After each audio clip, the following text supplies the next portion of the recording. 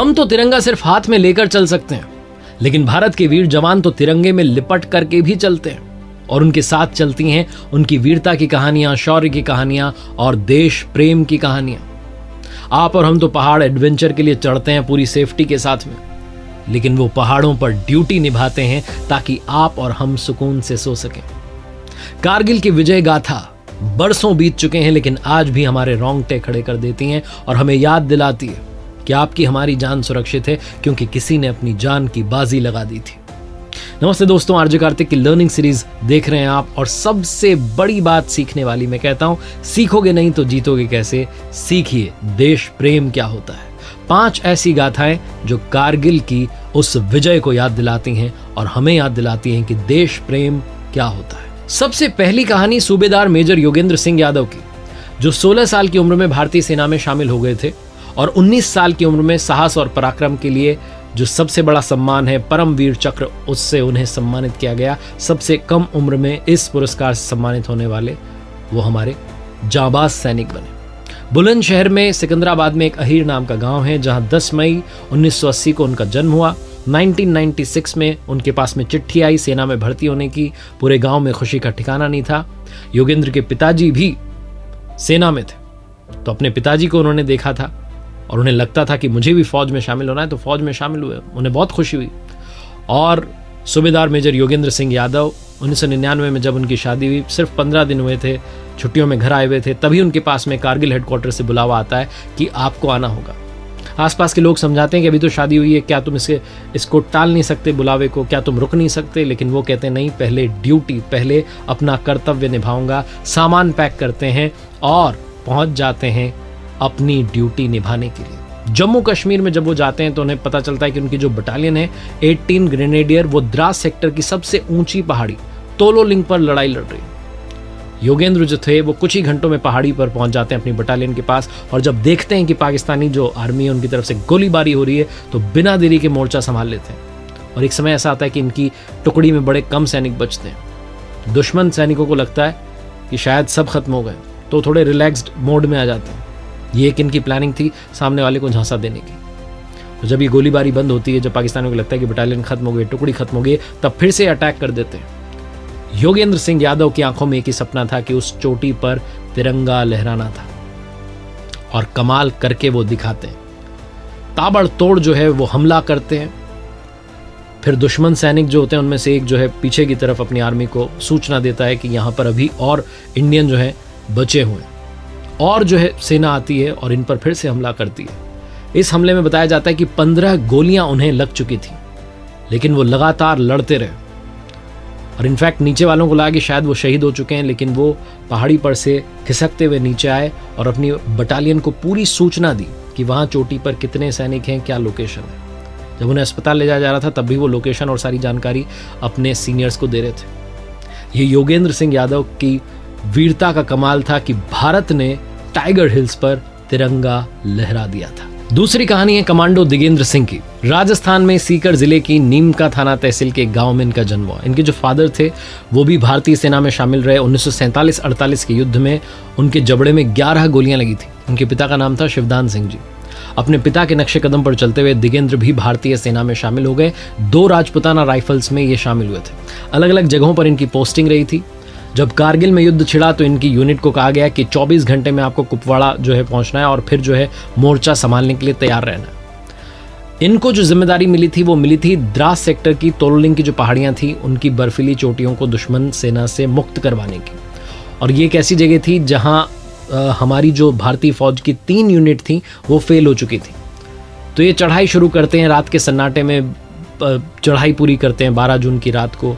और पाकिस्तानी सेना को जो एक बंकर था उसमें दिगेंद्र एक हद गोला जो था वो सरका देते हैं। जोर का धमाका होता है और जो अंदर होते हैं वो सब मर जाते हैं। दुश्मन सैनिकों पर ये बड़ा अटैक था। इनका तीर जो था एकदम सही निशाने पर लगता है। पहला बंकर खत्म हो चुका था। उसके बाद में आपसी फायरिंग तेज हो जाती है और इनकी टीम ने पूरे 11 बंकर तबाह किए थे। दिगेंद्र अपनी वीरता को लेकर आगे बढ़ते रहे, दुश्मन सैनिकों पर लगातार हमले करते रहे। और ये दिगेंद्र की वीरता का कमाल था कि तोलोलिंग की चोटी पर भी तिरंगा लहराने लगा था।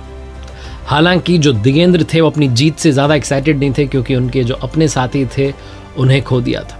बहुत घायल थे, रो रहे थे। इसके बाद उन्हें कुछ याद नहीं रहा। जब उनकी आंख खुली तो वो श्रीनगर के जो आर्मी हॉस्पिटल था उसमें भर्ती थे। और तब जो हमारे प्राइम मिनिस्टर साहब थे अटल बिहारी वाजपेयी जी, उन्होंने पीठ थपथपा करके कहा था कि वाह मेरे कलयुगी भीम बेटे, तुमने 48 को मारा, 2 को और मार देते तो हाफ सेंचुरी लग जाती, तुम नॉट आउट रहे। उनके इस कंट्रीब्यूशन के लिए भारत सरकार ने उन्हें महावीर चक्र से सम्मानित किया था। तीसरी कहानी है कैप्टन गोगोई की। कैप्टन जिंटू गोगोई, जिनका जन्म हुआ आसाम के गोलाघाट जिले के छोटे से शहर खुमताई में और 17 गढ़वाल राइफल्स रेजिमेंट में अपॉइंटेड थे। 1999 में जम्मू कश्मीर जो एरिया है वहां पर अपॉइंटेड थे। इंडिया पाकिस्तान के बीच में जब कारगिल युद्ध छिड़ता है तो 12 दिन पहले इनकी सगाई हुई थी और सगाई की छुट्टियों के लिए गए हुए थे, लेकिन यूनिट से बुलावा आता है और इन्हें वापस बुला लिया जाता है। कैप्टन गोगोई जो थे पूरे स्टेट के लिए, आसाम के लिए, वहां के यंगस्टर्स के लिए एक इंस्पिरेशन बन गए थे, क्योंकि कारगिल वॉर वो समय था जब आसाम में भी अशांति चल रही थी।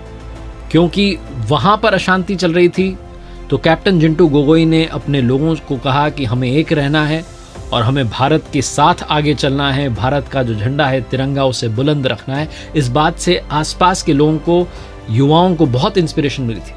कैप्टन गोगोई को जो काम मिला था वो मिला था बटालिक सेक्टर में काला पत्थर से पाकिस्तानी सैनिकों को खदेड़ने का। और कैप्टन गोगोई वहां पहुंचे थे, मोर्चा उन्होंने संभाला हुआ था। तभी दुश्मन सैनिकों की नजर इनकी टुकड़ी पर पड़ जाती है, भारी गोलीबारी होती है। पाकिस्तानी सैनिक जो हैं वो कैप्टन जिंटू गोगोई की जो टुकड़ी थी उसको चारों दिशाओं से घेर लेते हैं। और कैप्टन गोगोई जो थे अपनी रेजिमेंट का जो आदर्श वाक्य था युद्धाय कृत निश्चय, यानी कि दृढ़ संकल्प के साथ लड़ो, इसको चरितार्थ करते हैं और कमाल की लड़ाई लड़ते हैं, एक वीरता का परिचय देते हैं। और इस उद्घोष के साथ में जो उनकी रेजिमेंट का युद्ध घोष था, बद्री विशाल की जय, ये जयकारा लगाते हुए दुश्मन सैनिकों पर हमला कर देते हैं। और कैप्टन गोगोई की जो साहसी कार्रवाई थी इसमें पाकिस्तान के 2 सैनिक मारे जाते हैं, कई सारे घायल हो जाते हैं। हालांकि ये जो गोलीबारी हुई इसमें कैप्टन गोगोई भी घायल हो गए थे, उनको भी काफ़ी चोटें आई थी, लेकिन उन्होंने तब तक गोलीबारी जारी रखी जब तक कि वो गिर नहीं गए। गंभीर चोटों की वजह से वो युद्ध भूमि में वीर गति को प्राप्त हो गए। कैप्टन जिंटू गोगोई की ये जो बहादुरी थी और उनका जो सर्वोच्च बलिदान था, इसके लिए उन्हें मरणोपरांत वीर चक्र से सम्मानित किया गया था। और उनकी इस वीरता की वजह से ही भारतीय सैनिकों ने काला पत्थर की उस जगह को दुश्मनों से मुक्त करा लिया था। चौथी कहानी है कैप्टन मनोज कुमार पांडे की। वो कहते थे मेरे रास्ते में मौत भी आई तो उसे भी मार दूंगा। Captain Manoj Pande GR Gorkha rifle के पहली बटालियन के जवान थे। और कमाल की बात यह रही कि उन्होंने परमवीर चक्र के लिए ही भारतीय सेना ज्वाइन की थी। जब एनडीए का इंटरव्यू हो रहा था उनसे पूछा गया कि आप आर्मी क्यों ज्वाइन करना चाहते हैं, तो उन्होंने कहा परमवीर चक्र के लिए। और उनके इस जवाब से वहां जितने लोग बैठे थे सब शॉक्ड थे, क्योंकि परमवीर चक्र जो है मरणोपरांत दिया जाता है। और मनोज पांडे साहब ने कहा कि मुझे मालूम है कि यह मरणोपरांत दिया जाता है, लेकिन मैं इसे जीते जी पाना चाहूंगा। 1999 का जो कारगिल युद्ध था उसमें ये भी पहुंचे थे। इनकी टुकड़ी को भी ऑर्डर मिला था कि आपको जाना है और दुश्मन सैनिकों से लड़ाई लड़नी है।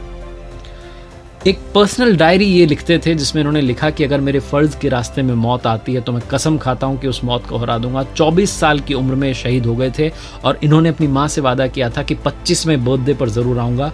आए जरूर थे, लेकिन तिरंगे में लिपट कर आए थे। गोरखा राइफल के पहली बटालियन के मनोज पांडे कारगिल वॉर में लद्दाख के बटालिक सेक्टर में तैनात थे और जुबार टॉप जो था उस पर कब्जे के लिए अपनी जान की परवाह किए बिना दुश्मनों को इन्होंने धूल चटाई थी। दुश्मनों की भारी गोलीबारी के बीच भी आगे बढ़ते रहे और कंधे और पैर में गोली लगने के बाद ये दुश्मन के बंकर में घुस गए और सीधी लड़ाई में इन्होंने 2 दुश्मनों को मार गिराया था, उनके बंकर को नष्ट कर दिया था। बहुत तकलीफ में थे लेकिन इसकी परवाह नहीं की थी। आखिरी बंकर तक पहुंचते पहुंचते बुरी तरीके से घायल हो चुके थे। 3 गोलियां मनोज पांडे के हेलमेट को चीरती हुई उनके सर में घुस गई थी और वो शहीद हो गए थे। हालांकि ये सब जब उन्होंने किया तब तक वो अपनी बटालियन के जवानों के लिए मजबूत बेस तैयार कर चुके थे और गोरखा राइफल के बाकी जवानों ने दुश्मन सैनिकों को फिर चुन चुन कर मौत के घाट उतार दिया था। परमवीर चक्र पाने का जो कैप्टन मनोज पांडे का सपना था वो पूरा हुआ, लेकिन मेडल पाने के लिए वो दुनिया में नहीं रहे। कैप्टन मनोज पांडे को उनके इस अदम्य साहस के लिए मरणोपरांत सेना का सर्वोच्च मेडल परमवीर चक्र जो था उससे सम्मानित किया गया। और उनके पिता गोपीचंद पांडे साहब ने 26 जनवरी 2000 को उस वक्त के जो प्रेसिडेंट थे KR नारायणन साहब, उनसे उसे ग्रहण किया था। फील्ड मार्शल सैम मानेकशॉ ने कहा था एक बार कि अगर कोई आदमी कहता है कि मौत से डर नहीं लगता तो या तो वो झूठ बोल रहा है या फिर वो गोरखा है। और गोरखा होने का फर्ज निभाया कैप्टन मनोज पांडे ने। कैप्टन विक्रम बत्रा की शहादत को तो हम प्रणाम करते ही हैं, लेकिन ये कारगिल विजय गाथा अधूरी रह जाएगी अगर उन दो जाबाजों का नाम नहीं लिया, गुंजन सक्सेना और श्री विद्याराजन। कारगिल वॉर से पहले वायुसेना में महिलाओं को फुल कमीशन नहीं दिया जाता था। शॉर्ट सर्विस कमीशन के जरिए महिलाएं 7 साल तक ही देश की सेवा कर सकती थी। ये वो दिन थे जब गुंजन सक्सेना और श्री विद्याराजन उन 25 ट्रेनी पायलट्स में शामिल थी जो कि 1994 में इंडियन एयरफोर्स के पहले बैच में शामिल हुई थी। आर्मी फैमिली से ताल्लुक रखती थी फ्लाइट लेफ्टिनेंट गुंजन सक्सेना और फ्लाइट लेफ्टिनेंट श्री विद्याराजन। कारगिल के युद्ध में उन्हें भी मौका मिला देश के लिए कुछ कर दिखाने का। 1999 में कारगिल युद्ध के दौरान जब उन्हें मौका मिला तो इससे पहले तक उन्होंने कभी फाइटर प्लेन उड़ाया तक नहीं था, लेकिन जब युद्ध हुआ तो सेना को पायलट की जरूरत पड़ी। गुंजन सक्सेना और श्री विद्याराजन देश की सेवा करने की तलाश में थीं और ये उनके लिए मौका था। दोनों घायल सैनिकों को लाती थीं, राशन की सप्लाई का काम करती थी। सबसे जो इंपॉर्टेंट एरिया था जहां वॉर जोन था उसमें पाकिस्तानी पोजीशन पर निगाह रखने की जिम्मेदारी इनको मिली थी और ऐसे इलाके में उड़ान भरती थी जहां से वो पाकिस्तानी मिसाइल्स की जो है रडार में भी आ सकती थी, लेकिन डरी नहीं। और इस मिशन के लिए जो छोटा चीता हेलीकॉप्टर था उसके जरिए भी उन्होंने वॉर जोन में उड़ान भरी।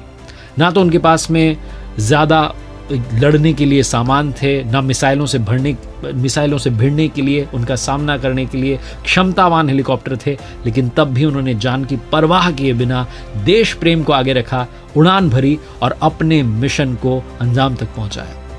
आज इस कारगिल विजय गाथा में मैं प्रणाम करता हूं उन सभी शहीदों को और आप सबको याद दिलाता हूं कि आप और हम आज इसलिए मुस्कुरा रहे हैं क्योंकि कोई है जो सरहद पर अपनी जान की परवाह किए बगैर लगातार कर्तव्य निभा रहा है। देश के तमाम जवानों को हम सभी की ओर से धन्यवाद और प्रणाम। भारत माता की जय।